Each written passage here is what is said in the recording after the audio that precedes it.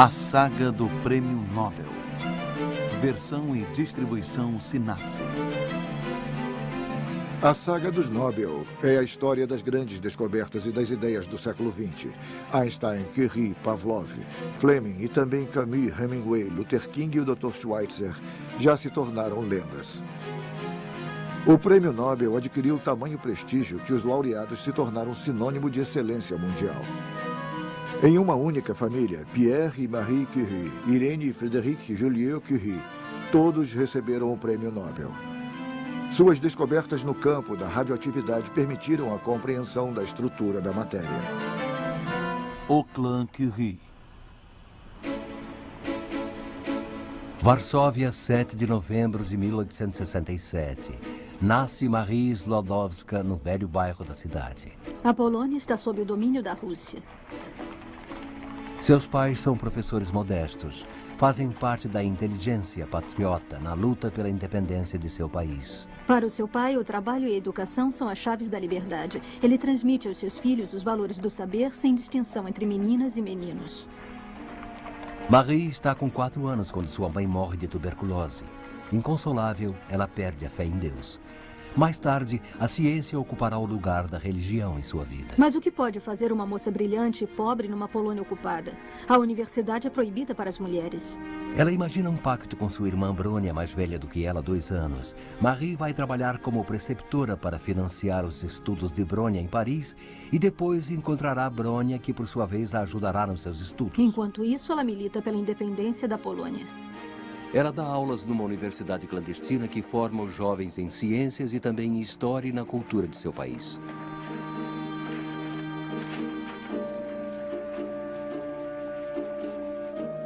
Quando Brônia termina seus estudos de medicina na França, Marie está com 24 anos.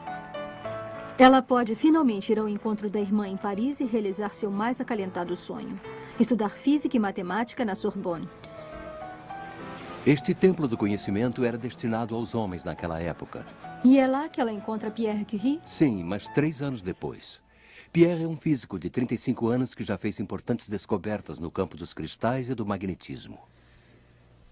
Havia entre sua concepção das coisas e a minha, apesar da diferença dos nossos países de origem, um parentesco surpreendente que poderia ser atribuído talvez a uma certa analogia na atmosfera moral da família na qual cada um de nós havia crescido. O pai de Pierre, Eugène Curie, é médico, antigo comunista, republicano convicto e jardineiro nas horas vagas. Para evitar que a escola tolha a criatividade de seus filhos, ele confia sua educação a professores particulares. Bacharel aos 16 anos, Pierre adquire seus conhecimentos em física graças a um esforço pessoal e se forma com louvor. Ele pensa até em ficar solteiro para se dedicar de corpo e alma à física. Mas depois do seu encontro com Marie, ele muda de ideia. Ele encontra nela a companheira ideal com quem irá dividir sua paixão.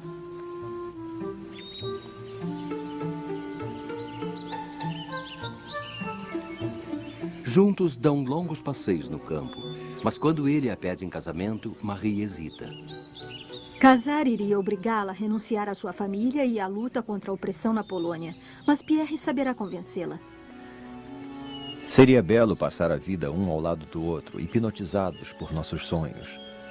O seu sonho patriótico, o nosso sonho humanitário e o nosso sonho científico. Eles se casam em 1895. Levam uma vida simples, com o salário de professor de Pierre. Marie continua se preparando, visando um cargo de professora. Eles recebem como presente de casamento 2 bicicletas e dedicam suas férias a passeios bucólicos. Nós vivíamos muito unidos, nossos interesses eram comuns em todas as áreas. Experiências teóricas, trabalhos de laboratório, preparação de cursos ou exames. Na época em que iniciam suas pesquisas em comum, o telégrafo, o telefone, o fonógrafo, a lâmpada, o microfone, o dínamo e o avião já existiam. Setembro de 1897. Nasce sua primeira filha, Irene. Logo que se restabeleceu do parto, Marie procura um tema para sua tese de doutorado. Nossa atenção estava voltada para um fenômeno curioso descoberto em 1896 por Henri Becquerel. Becquerel envolve uma placa fotográfica num papel preto opaco, coloca em cima uma moeda e uma laminazinha de sal de urânio. Ele expõe tudo ao sol durante um dia inteiro. Após a revelação, constata que a sombra da moeda ficou desenhada sobre a placa. Uma radiação penetrou no papel preto. Alguns dias depois, coloca de novo uma moeda entre o papel negro e o sal de urânio e coloca tudo numa gaveta. Quando desembrulha a placa, constata que o urânio marcou a placa através do papel negro, mesmo sem exposição ao sol.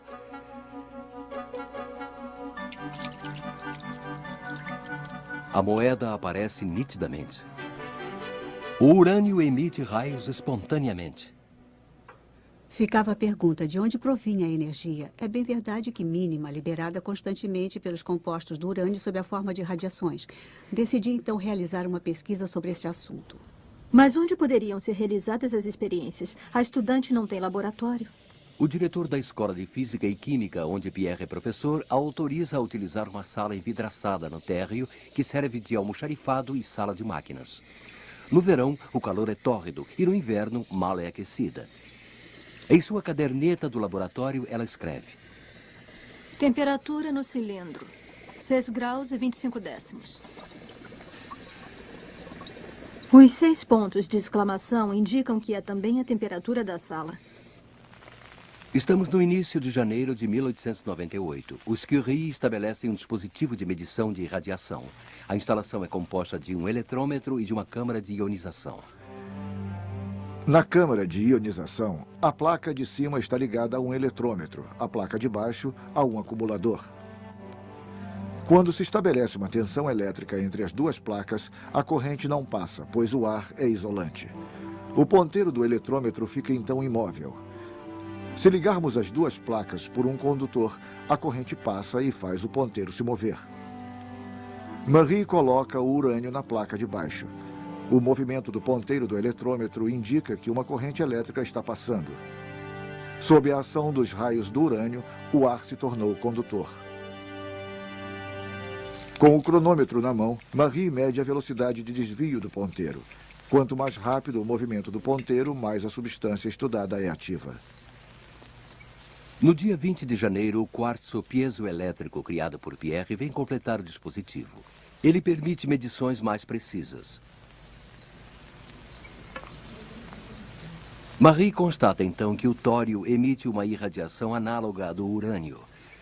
Constata também que a uraninita, um minério de urânio, tem uma atividade muito mais forte do que deixava prever seu teor em urânio ou tório. Ela emite a hipótese de que a uraninita contém um elemento desconhecido mais ativo ainda do que o urânio. Muito interessado pela questão, Pierre Curie abandona seu trabalho sobre cristais. Ele pensava que era provisoriamente e junta-se a mim na pesquisa da nova substância. Eles começam isolando o elemento desconhecido dos outros componentes da uraninita e medem sua radioatividade. Descobrem 2 radioelementos muito mais ativos do que o urânio, o polônio e o rádio, presentes na uraninita como vestígio. Estamos no fim do ano de 1898. Os cientistas se entusiasmam com esta curiosa descoberta e Marie Curie dá-lhe o nome de radioatividade.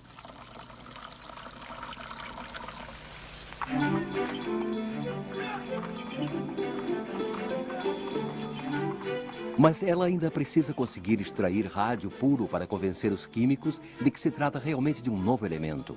A Escola de Física Química empresta um hangar para trabalhar os resíduos de uraninita que as minas da Boêmia concordavam em vender barato.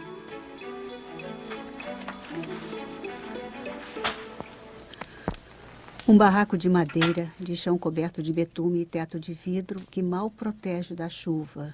Mesas velhas, cadeiras bambas, um fogão velho que mal aquecia e o quadro negro que Pierre gostava tanto de usar. Não há exaustor para os gases tóxicos. É preciso deixar as janelas abertas o tempo todo. Eles dividem o trabalho. Marie ataca a preparação do rádio puro enquanto Pierre estuda a irradiação dos produtos cada vez mais ativos que ela obtém. Às vezes eu passava o dia todo mexendo a massa em ebulição com uma vara de ferro quase do meu tamanho. À noite eu estava exausta. Era um trabalho extenuante transportar os recipientes, despejar os líquidos e mexer durante horas a matéria em ebulição numa bacia de ferro fundido. O rádio libera uma claridade radiante, estranha, mágica. Às vezes, quando a noite chega, os Curie voltam ao laboratório para contemplar seus preciosos produtos. Esta claridade que parecia suspensa na escuridão era para nós uma causa sempre maior de nova emoção e de encantamento. Mas eles não sabem que essas substâncias são também a causa de seu enorme cansaço. Pierre começa a sentir dores nas pernas. Marie tem as extremidades dos dedos queimadas, está pálida e sofre de anemia.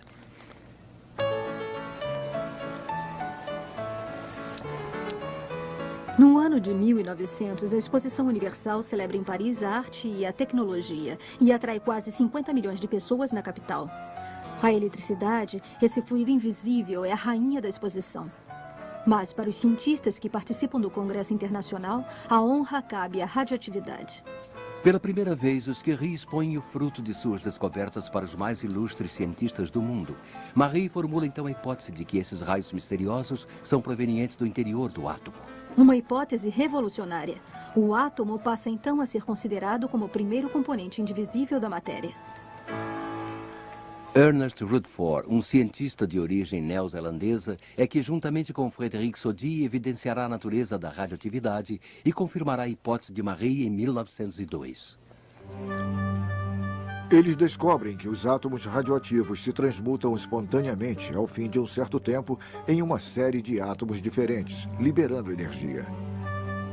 O urânio se torna tório, o tório se torna rádio, o rádio, radônio, o radônio, polônio e o polônio, chumbo, que é estável. É o sonho alquimista dos séculos anteriores. Poder-se-ia até transformar chumbo em ouro, mas o custo seria muito alto. A observação dos efeitos da radiação vai permitir a Rutherford imaginar a estrutura do átomo. Em 1911, ele irá descobrir que o átomo tem um núcleo ao redor do qual gravitam os elétrons. Como os planetas em torno do Sol. Ele vai formular a hipótese, verificada em seguida, de que a radioatividade se produz bem no centro do átomo, no próprio núcleo. Com Curie e Rutherford, nasce um novo campo de pesquisa, a física nuclear. Na Europa e na América, a rivalidade é intensa neste início de século. Sem um laboratório de verdade e com poucos meios, serão necessários 4 anos até que Marie obtenha rádio puro e possa definir seu peso atômico. No dia 28 de março de 1902, ela escreve na caderneta: Ra é igual a 225,3. A radioatividade do rádio é 1,5 milhão de vezes maior do que a do urânio. Pierre testa os efeitos fisiológicos aplicando a radiação em seu braço. A pele fica queimada, mas se regenera. Ele alerta os médicos do Hospital Saint-Louis que testam os efeitos do rádio em células cancerosas. Elas são destruídas. Quando a epiderme volta a se formar, ela está sadia. É o início de uma terapêutica, a Curie-terapia. Industriais querem explorar o rádio, mas os Curie se recusam a patentear a descoberta, pois consideram que as descobertas fundamentais pertencem a todos. Uma atitude que muitos de seus amigos qualificaram como irrealista, quando se sabe que o grama de rádio iria custar de 6 a 7 milhões de francos em 1920. Quando lhe é proposta a Légion d'honneur, Pierre Curie recusa esta alta distinção. Queira, por favor, agradecer ao senhor ministro e informá-lo de que não sinto necessidade alguma de ser condecorado, mas que tenho enorme necessidade de um laboratório. Em 1903, Pierre e Marie Curie recebem o Prêmio Nobel juntamente com Henri Becquerel pela descoberta da radioatividade e das radiações. Pierre teve que insistir junto à comissão de seleção para que Marie pudesse dividir o prêmio com ele. Nenhuma mulher até então havia recebido essa distinção. Os Curie se tornam um casal emblemático, mundialmente reconhecido. No mesmo ano, Marie defende sua tese de doutorado na Sorbonne. Uma instituição eminentemente masculina. Não se pode esquecer que, na época, Octave Mirbeau escrevia: A mulher não é um cérebro, ela é um sexo, o que é muito mais bonito. Ela obtém o título de doutor em ciências físicas com as felicitações do júri. Pierre, por sua vez, é eleito para a Academia de Ciências. Ele se torna professor na Sorbonne em 1904. Nesse mesmo ano, nasce sua segunda filha, chamada Eva. Ao contrário da sua irmã Irene, ela não se apaixonará pelas ciências. Será pianista e escritora. Nessa época, a radioatividade começa a minar a energia vital do Curie. Alguns de seus colaboradores já sofrem de leucemia. Mas Pierre e Marie ainda hesitam em admitir os perigos do rádio. Em maio de 1906, Pierre Curie escorrega na calçada molhada e morre sob as rodas de um carro pesado puxado por cavalos. Marie está com 38 anos e o choque é brutal. Quantas vezes você mesmo me disse que se não me tivesse mais, seria um corpo sem alma. E eu, onde encontrarei uma alma se a minha partiu com você? Marie usa um vestido de algodão preto. Ela abandona durante um tempo sua roupa de trabalho.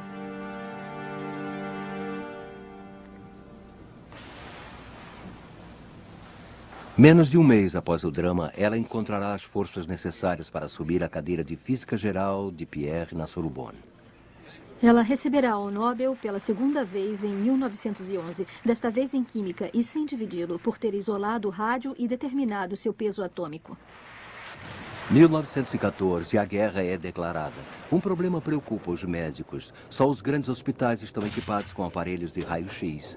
Mas precisa-se desses raios no campo de batalha para localizar as balas e os estilhaços de bombas nos feridos. É Marie que encontra a solução. Ela forma uma frota de carros munida de aparelhos de raio-x.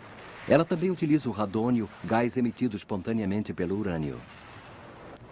Sua filha Irene, então com 17 anos, reúne-se a ela e se torna sua assistente. Os 20 e poucos carros que elas conseguem criar realizam vários milhões de radiografias. Os combatentes chamam carinhosamente esses carros de os pequenos Curies.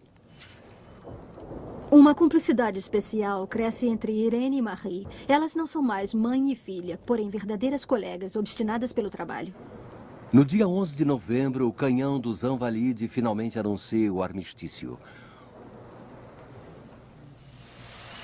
O fim da Primeira Guerra Mundial marca também o início da fabricação industrial do rádio para o tratamento do câncer e outras aplicações. Enquanto os médicos fazem do rádio a sua ferramenta preferida para o tratamento do câncer, charlatães lhe atribuem outros benefícios. Loções e cremes de beleza radiantes causam furor, até o dia em que o remédio milagroso revela os seus perigos. A partir de 1918, Marie se dedica ao funcionamento do Instituto do Rádio. Um local que permitirá a jovens pesquisadores de todos os países dedicarem-se ao estudo da radioatividade. Ela está com 51 anos e dispõe finalmente de um grande laboratório. Em 1920, Irene se forma em matemática, física e química e sua mãe, que é sua professora na Sorbonne, admite-a como preparadora no Instituto do Rádio. Quando Irene obtém seu doutorado em 1925, Marie organiza uma festa no ateliê. Bebem chá em copos de laboratório e utilizam pipetas como colheres. Em 1924, um jovem diplomado da Escola de Física Química, Frédéric Joliot, é contratado como preparador no Instituto do Rádio. É um homem alegre e apaixonado. Irene, 3 anos mais velha, vai orientá-lo na aquisição das técnicas necessárias. Eles têm a mesma paciência, a mesma tenacidade no trabalho. Eles compartilham também o mesmo respeito pelas grandes lutas em favor da liberdade e da justiça social. Nós tínhamos gênios diferentes, mas que se completavam. As boas associações, tanto no trabalho quanto na vida, não são as de personalidades idênticas, mas sim complementares. Assim como Pierre e Marie Curie, eles formarão um casal unido pela ciência e terão igualmente 2 filhos. Suas pesquisas em comum os levam a participar da descoberta dos nêutrons, que juntamente com os prótons constituem o núcleo dos átomos. Em janeiro de 1934, fazem uma descoberta importante. Utilizando-se um contador Geiger, eles se dão conta de que os raios alfa produzem elétrons positivos ou pósitrons quando tocam uma folha de alumínio.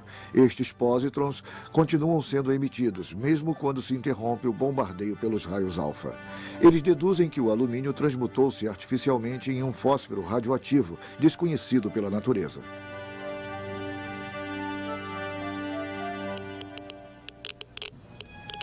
Quando recebe a notícia, Marie corre para o laboratório. Segura o radioelemento artificial com seus dedos queimados em frente ao contador Geiger.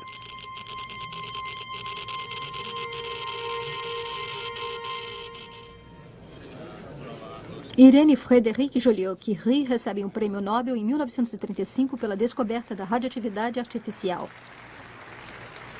Hoje são produzidos artificialmente mais de 2.500 elementos radioativos, entre os quais o cobalto, que é utilizado na terapia do câncer. Infelizmente, Marie não assistirá à consagração de sua filha Irene.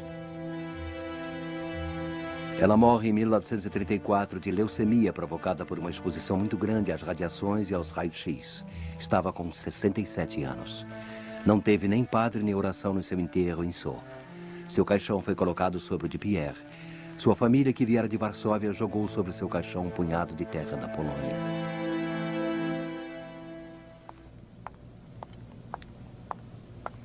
Em 1936, Irene aceita o cargo de vice-secretária de Estado para a pesquisa científica do governo Léon Blum por 3 meses. Ela afirma que as mulheres podem entrar na política e adquirir o direito de votar. Em 1937, ela se torna professora na Faculdade de Ciências de Frédéric no Collège de France. Em seu novo laboratório de química nuclear, ele constrói o primeiro acelerador de partículas da Europa. Irene começa a ter problemas de saúde. Mas as experiências continuam.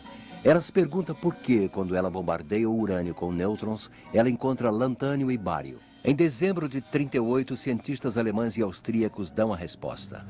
Vários nêutrons liberados pela fissão podem provocar outras fissões que vão liberar outros nêutrons e assim sucessivamente. Estas reações em cadeia produzem grandes quantidades de energia. O núcleo do urânio se fragmenta e, sob o efeito do bombardeamento pelos nêutrons, o núcleo apresenta energia demais para continuar estável. Para se liberar deste excesso, parte-se em 2, liberando nêutrons. Ao se dividir, ele se transforma em lantânio e bário. Em abril de 1939, Frédéric Joliot-Curie anuncia a existência de reações em cadeia. Os meios de comunicação se apropriam do caso e já se fala em energia barata e em bomba devastadora. Mas a partir de setembro de 1939, temendo que Adolf Hitler se aposse desta descoberta, Joliot e sua equipe param de publicar. No inverno seguinte, Joliot convence Raoul Dautry, ministro do armamento, a mandar uma missão secreta para Oslo para preceder os alemães na compra de toda a produção de água pesada. Água na qual se substitui o hidrogênio por deutério e que permite controlar as reações em cadeia. A missão tem êxito e a Noruega cede a água pesada para os franceses.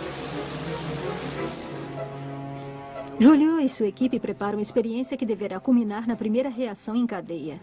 Mas diante do avanço das tropas alemãs, Dautry esconde todo o estoque de urânio no Marrocos. E no dia 18 de junho de 1940, os colegas de Joliot levam em comboio a água pesada para Londres. O princípio dos reatores nucleares é guardado na Academia das Ciências, dentro de um envelope lacrado que só será aberto em 1949. Em 1942, do outro lado do Atlântico, uma equipe americana produz a primeira pilha atômica. Graças ao inédito esforço de guerra, os cientistas americanos vão fabricar a bomba atômica, que ficará pronta em 1945.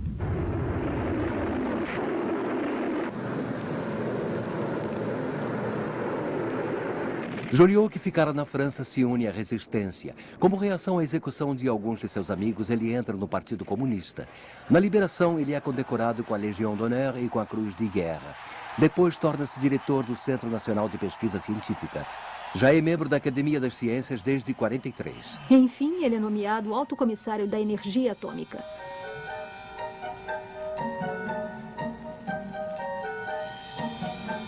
No dia 15 de dezembro de 1948, às 12 horas e 12 minutos, a primeira pilha atômica francesa chamada Zoé entra em funcionamento. A atmosfera era a mesma de uma sala de parto ao lado do ser amado. É o primeiro passo rumo à produção nuclear na França. A exploração da primeira pilha vai nos permitir preparar os radioelementos artificiais necessários às pesquisas em biologia, química, física, medicina e até às pesquisas industriais. Agora estamos continuando os trabalhos, tendo em vista construir o mais rapidamente possível a segunda pilha de média potência. E posso afirmar que nosso moral está excelente. Em 1950, sob a pressão dos americanos, Frédéric Joliot é afastado de suas funções de alto comissário da energia atômica por pertencer ao Partido Comunista. Estamos em plena Guerra Fria. Frédéric e Irene dedicam os últimos anos de suas vidas ao desenvolvimento de seus laboratórios e à defesa da paz. Assim como Marie Curie, Irene morre de leucemia em 1956 e Frédéric Joliot em 1958 de uma doença decorrente provavelmente das radiações. Pierre e Marie Curie, Irene e Frédéric Joliot Curie dedicaram suas vidas à ciência, numa atitude de desprendimento. Suas descobertas revelaram a existência de um mundo infinitamente pequeno e atenderam a todas as áreas científicas. O estudo da transmutação dos radioelementos permitiu determinar a idade da Terra em 4,5 bilhões de anos e escrever a história do universo, das estrelas e das galáxias. O infinitamente pequeno abriu-nos a porta do infinitamente grande.